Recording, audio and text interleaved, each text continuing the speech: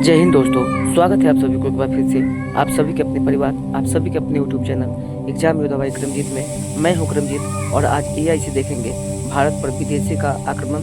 Channel पर नए हो तो सब्सक्राइब कीजिएगा।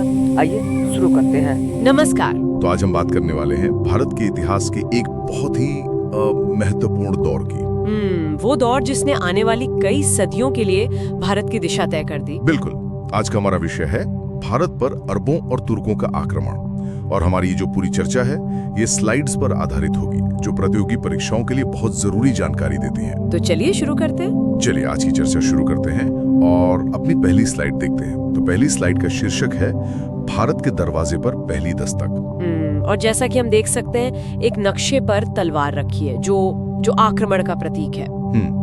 तो ये पहली दस्तक किसने और कब दी थी? ये थी अरबों की दस्तक। भारत पर जो पहला सफल अरब आक्रमण हुआ वो मोहम्मद बिन कासिम के नेतृत्व में हुआ था। अच्छा, और ये कब की बात है? ये बात है 712 ईस्वी की। तब अरबों ने सिंध पर विजय हासिल की थी। उस वक्त सिंध पर शासन किसका था? उस समय सिंध पर राजा ताहिर का शासन था। सर, इस आक्रमण का मुख्य उद्देश्य क्या था? मतलब वो यहाँ आए क्यों थे? देखिए, उद्देश्य सिर्फ सैनिक विजय नहीं था। इसके पीछे धन दौलत लूटना और इस्लाम का प्रचार करना, ये दोनों ही बड़े मकसद थे। तो ये एक बहुउद्देशीय अभियान था? हाँ, बिल्कुल। और यहाँ एक एग्जाम अलर्ट भी है। ये याद रखना बहुत जरूरी है कि अरबों ने सिंध विजय 712 ईस्वी में प्राप्त की थी। ये तारीख बहुत महत्वपूर्ण है। चलिए अब अगली स्लाइड पर चलते हैं। इसका शीर्षक है तूफान से पहले गजनी साम्राज्य का उदय। और तस्वीर में एक टूटा हुआ सिंहासन है। ये शायद किसी पुराने साम्राज्य के अंत और नए के उदय का संकेत दे रहा है। एकदम सही। तो 932 ईस्वी में अल्पतगीन नाम के एक तुर्क सरदार ने गजनी साम्राज्य की नींव रखी। अच्छा, तो यहाँ से तुर्कों की कहानी शुरू होती है। हाँ, अब अरबों की जगह तुर्क आ गए और भारत पर पहला तुर्क आक्रमण इसी वंश के शासन में हुआ, करीब 972 से 977 ईस्वी के बीच। उस समय भारत में कौन था? पंजाब में? उस समय पंजाब में शाही वंश के राजा जयपाल का शासन था। फिर 977 ईस्वी में अल्पतगीन का दामाद, जिसका नाम था सुगुत्तगीन, वो गद्दी पर बैठा। और जहाँ तक मुझे याद है यही वो पहला तुर्क था जिसने भारत पर हमला किया। बिल्कुल सही। एग्जाम अलर्ट भी यही कहता है। सुबुक्तगीन भारत पर आक्रमण करने वाला प्रथम तुर्क था। ये बहुत ही जरूरी पॉइंट है। हाँ। अब आते हैं हमारी तीसरी स्लाइड पर। महमूद गजनी, एक नए युग की शुरुआत। तस्वीर में एक मुकुट और शाही फरमान दिख रहे हैं जो सत्ता की वैधता को दर्शाते हैं। हाँ, तो सुबुक्तगीन का बेटा था महमूद। वो 998 ईस्वी में सिर्फ 27 साल की उम्र में शासक बना। और उसे ये वैधता कहाँ से मिली? उसे ये वैधता मिली बगदाद के खलीफा से। खलीफा ने उसे 2 उपाधियां भी दी। उपाधियां? हाँ। कौन सी उपाधियां? पहली थी यमीन उद्दौला, जिसका मतलब है साम्राज्य का दाहिना हाथ। अच्छा। और दूसरी थी अमीन उल मिल्लत। और कहा जाता है कि उसने गद्दी पर बैठते ही एक कसम खाई थी। हाँ, उसने प्रतिज्ञा ली थी कि वो हर साल भारत पर आक्रमण करेगा। हर साल? और ये उपाधियां किसने दी थी? ये भी एक एग्जाम अलर्ट है। ये खलीफा अल कादिर बिल्ला ने उसे दी थी। तो अब हमारी चौथी स्लाइड इसी से जुड़ी है। 17 हमले और असली मकसद। और ये तस्वीर बहुत दिलचस्प है। एक तराजू है जिसके एक पल्ले में तलवार है और दूसरे में सोना। ये उसके इरादों को बिल्कुल साफ करती है। इतिहासकारों के अनुसार महमूद गजनवी ने भारत पर कुल 17 बार आक्रमण किया। 17 बार? और उसे मूर्ति भंजक भी कहा जाता था, है ना? हाँ, मतलब मूर्तियों को तोड़ने वाला। तो क्या हम ये कह सकते हैं कि उसका मुख्य उद्देश्य धर्म का प्रचार था? देखिए, धर्म का नारा जरूर था, लेकिन उसका जो वास्तविक उद्देश्य था वो भारत से धन लूटना था। इन हमलों ने उत्तर भारत की राजनीति और वास्तुकला को मतलब पूरी तरह से हिलाकर रख दिया। तो एग्जाम अलर्ट के हिसाब से मुख्य बिंदु हैं उद्देश्य धन प्राप्ति और कुल आक्रमण 17। एकदम सही। अब देखते हैं हमारी 5वीं स्लाइड।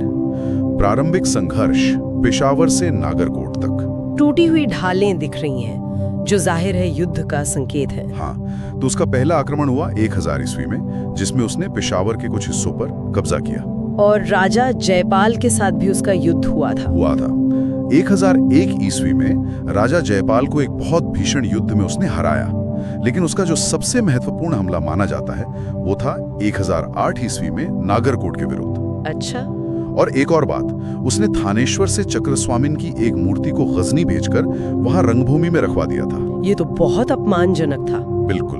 और एग्जाम अलर्ट हमें याद दिलाता है नागरकोट का हमला जो 1008 ईस्वी में हुआ, वो मूर्तिवाद के विरुद्ध उसकी पहली बड़ी जीत मानी जाती है। और अब वो स्लाइड जिसका सबको इंतजार था, स्लाइड 6, सोमनाथ इतिहास की सबसे बड़ी लूट।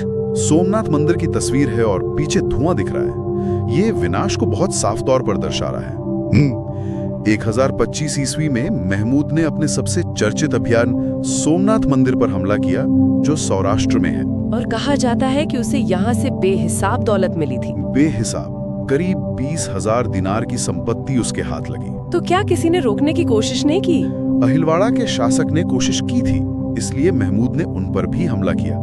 ये समझना जरूरी है कि सोमनाथ सिर्फ एक पूजा स्थल नहीं था, वो भारत की समृद्धि का प्रतीक था। बिल्कुल। और एग्जाम अलर्ट में इसकी तारीख सबसे जरूरी है, सोमनाथ आक्रमण 1025 ईस्वी। चलिए अगली स्लाइड पर चलते हैं, जो सोमनाथ से ही जुड़ी है। स्लाइड 7, सोमनाथ, विनाश और नवनिर्माण। इस तस्वीर में एक टूटा हुआ स्तंभ है जिसमें से सुनहरी रोशनी निकल रही है।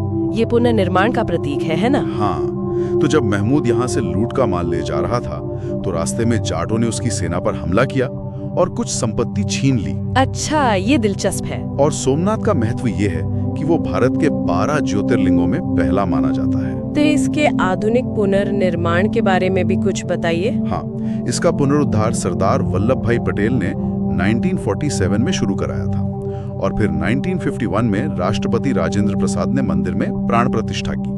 तो एग्जाम अलर्ट के लिए पुनर्निर्माण की तारीख 13 नवंबर 1947 महत्वपूर्ण है। सही। अब आते हैं महमूद के अंत पर। स्लाइड 8, महमूद का अंत और दरबार।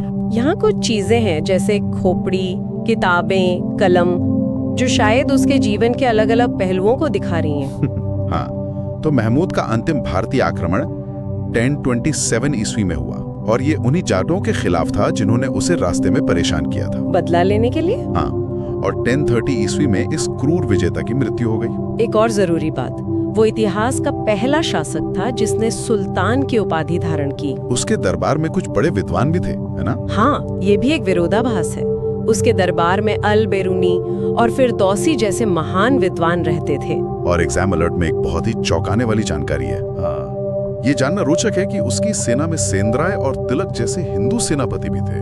तो महमूद का अध्याय खत्म हुआ। अब शुरू होता है मोहम्मद गौरी का अध्याय। हमारी नवी स्लाइड है मोहम्मद गौरी, साम्राज्य निर्माता। तस्वीर में एक पहाड़ी पर बना किला दिख रहा है। ये शायद एक स्थायी साम्राज्य की नींव का संकेत है। बिल्कुल सही पकड़ा। गौर जो था वो महमूद गजनी के अधीन एक छोटा सा राज्य हुआ करता था। अच्छा। 1173 ईस्वी में शहाबुद्दीन मोहम्मद गौरी यहाँ का शासक बना और यहीं पर गजनी और गौरी का सबसे बड़ा अंतर सामने आता है। क्या अंतर था? गजनी का मकसद था लूटना, इसके ठीक उलट गौरी का मकसद था भारत में एक स्थायी मुस्लिम राज्य की स्थापना करना। तो वो सिर्फ दौलत नहीं, जमीन चाहता था। एकदम। इसीलिए उसने भारत पर अपना पहला आक्रमण 1175 ईस्वी में मुल्तान के विरुद्ध किया। ये तारीख एग्जाम अलर्ट के लिए जरूरी है। प्रथम आक्रमण 1175 ईस्वी, मुल्तान। लेकिन गौरी का रास्ता आसान नहीं था। ये हमारी 10वीं स्लाइड बताती है। गुजरात में मिली करारी शिकस्त। रेगिस्तान में एक टूटा हुआ हेलमेट और तलवार, ये तो साफ साफ हार का प्रतीक है। हाँ। 1178 ईस्वी में गौरी ने पाटन यानी गुजरात पर चढ़ाई की। और वहां उसका सामना किससे हुआ?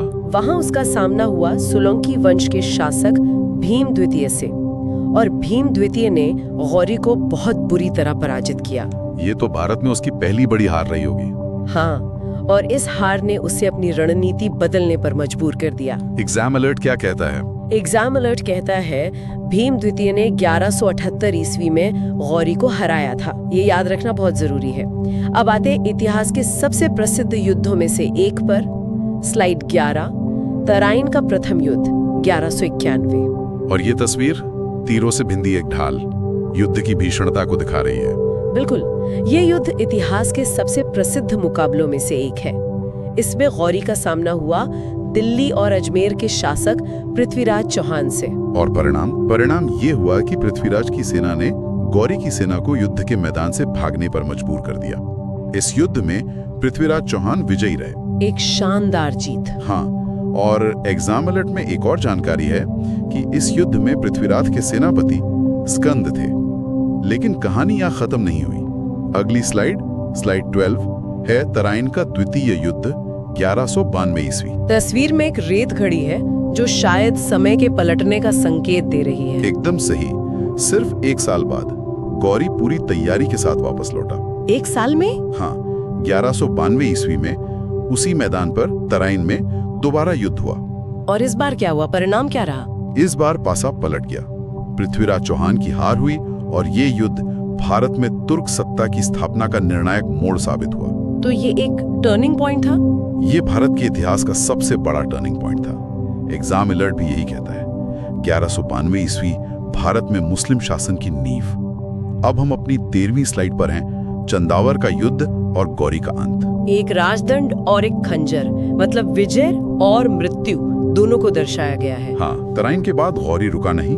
1194 ईस्वी में चंदावर के युद्ध में उसने कन्नौज के राजा जयचंद को भी हरा दिया। तो अब उत्तर भारत का एक बड़ा हिस्सा उसके कब्जे में आ गया। बिल्कुल। और उसने भारत के जीते हुए प्रदेशों का भार अपने गुलाम सेनापतियों को सौंप दिया और खुद वापस चला गया। और उसका अंत कैसे हुआ? 15 मार्च 1206 ईस्वी को मोहम्मद गौरी की हत्या कर दी गई और उसकी मृत्यु के साथ ही भारत में सल्तनत काल की पृष्ठभूमि तैयार हो गई। तो एग्जाम अलर्ट के लिए चंदावर का युद्ध 1194 ईस्वी महत्वपूर्ण है। हाँ, जिसमें गौरी विजयी हुआ। और अब हमारी आखिरी स्लाइड, जो कि एक तरह का सारांश है, स्लाइड 14।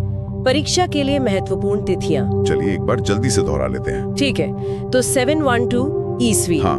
अरबों की सिंध विजय, मोहम्मद बिन कासिम। फिर 1000 से लेकर 1027 ईस्वी ये महमूद गजनी के 17 आक्रमण थे, जिसमें सोमनाथ 1025 में हुआ। 1175 ईस्वी ये था गौरी का पहला आक्रमण मुल्तान पर। और फिर 1191 और 1192 ईस्वी तराइन के 2 युद्ध, भारतीय इतिहासकार निर्णायक मोड़। और सबसे आखिरी और सबसे महत्वपूर्ण एग्जाम अलर्ट 1106 ईस्वी गौरी की मृत्यु और दिल्ली सल्तनत की नींव। तो आज की चर्चा का अगर हम सार निकालें तो ये कह सकते हैं कि कैसे इन आक्रमणों ने भारत के इतिहास की दिशा ही बदल दी।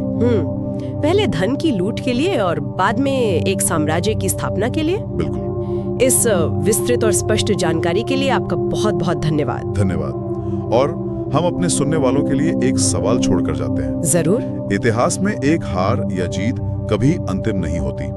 तराइन के पहले युद्ध में पृथ्वीराज की जीत और दूसरे में हार हमें ये सोचने पर मजबूर करती है कि केवल 1 वर्ष के भीतर ऐसा क्या बदला होगा। सैन्य रणनीति, गठबंधन या कुछ और? इस पे विचार जरूर कीजिएगा और हमारे चैनल को सब्सक्राइब करना ना भूलें। अगली बार फिर मिलेंगे एक नए विषय के साथ। तब तक पढ़ते रहिए। धन्यवाद।